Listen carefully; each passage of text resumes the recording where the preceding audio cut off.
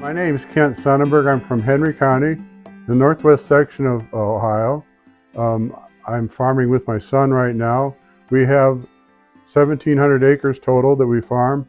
The farm that's here was started in 1865 by my mom's relatives, and we've been farming it ever since.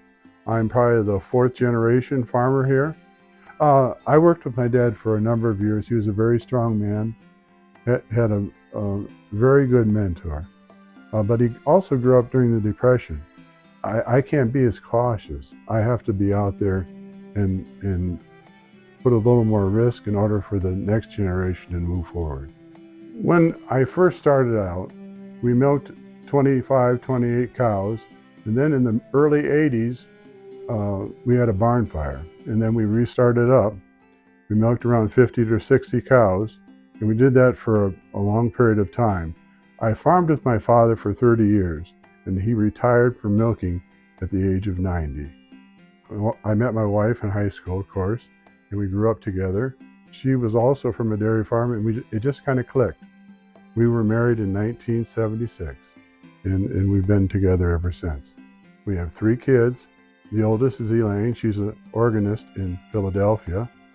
The youngest daughter is Darla, and she's an insurance agent and works on the farm, her farm in Defiance, Ohio. And then my son works with me right at the present time on a dairy farm.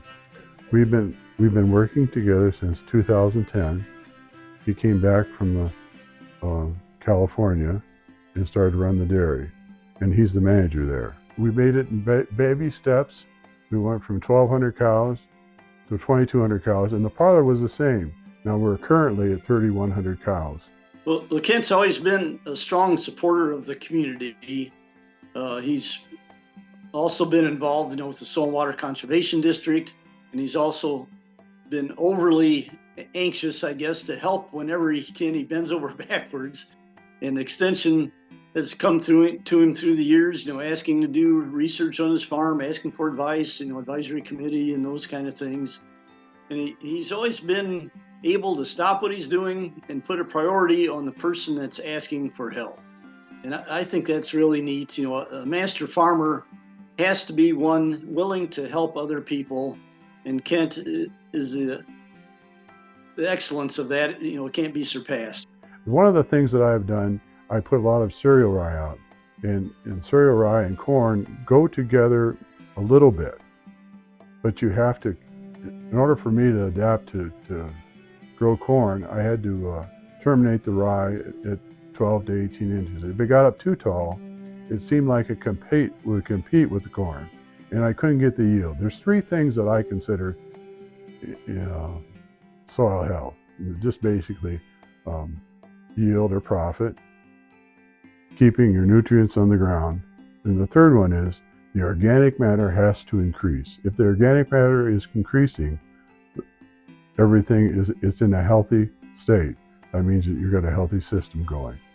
I'm farming in a monoculture here. We've got corn, back to corn. In order to break that up, you have to do a cover crop or something you have to do there, or you have to work the ground. Working the ground and putting manure on is oxymoron. You just don't do that because you're storing something and you're running it down the river, and nobody wants that.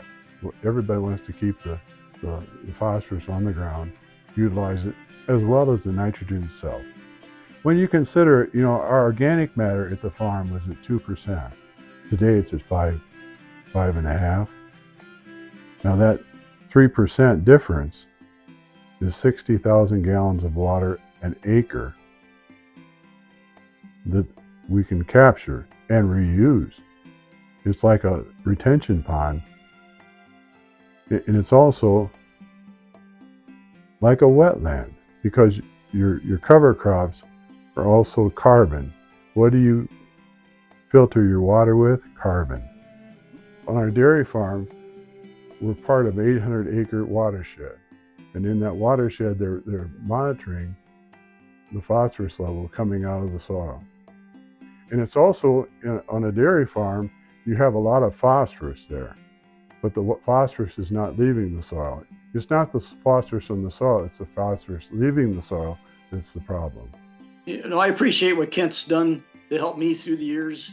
When we've had questions, when we needed a field or some advice on something, talking to legislators, try to get some things accomplished for the farming community. I've always appreciated his time and effort and expertise that way. Right now, I participate in H2O Ohio. I'm also a member of the board in Henry County, the Soil and Water Board. I'm also a member of the Nature Conservancy or the Farmer Advocate program. And we reach out to people throughout the year. Anybody that wants to talk to us about cover crops, farming practices, or what to do, we will talk to them and try to help them out. I mean, we're not perfect, but we try to do as much as we can.